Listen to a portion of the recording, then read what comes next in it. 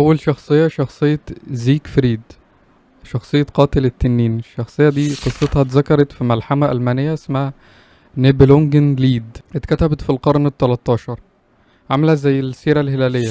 زيك فريد في مدينة جزانتن، ابن الملك زيجموند والملكة زيجلند، بس هو اختار الفروسية وقرر يبقى محارب. فمرة هزم تنين قوي اسمه فافنر. التنين ده كان بيحرس كنز سحري كبير اسمه نيبلونجن شاتس، فاستحمى بدم التنين ده فاداله قوة خارقة.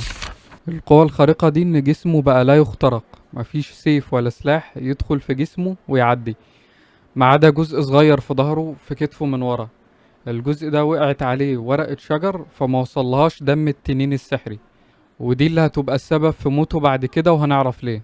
ومن هنا بقى بطل خارق، لان الكنز ده اداله ثروة كبيرة وسيف اسمه باملونج، سيف سحري بيقطع اي حاجة، وخوذة اسمها تان كابا لما بيلبسها بيختفي وبتديله قوة 10 رجال.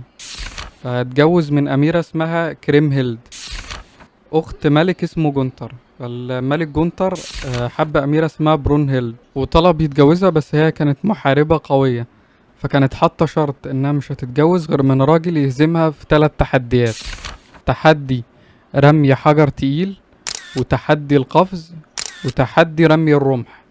اللي يتقدم ويغلبها تتجوزه، ولو خسر يتقتل. فزيك فريد ساعده، لبس خوذة الإخفاء بتاعته، كان هو بيساعده يعديه من كل تحدي لحد ما كسب.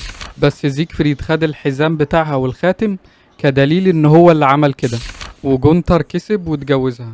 بعدها لما عرفت الأميرة برونهيلد ان زيك فريد هو صاحب القوة الخارقة اللي عمل كده، فاتفقت مع أقوى رجال الملك جونتر اسمه هاجن انه يقتله. بس ازاي وهو جسمه لا يخترق؟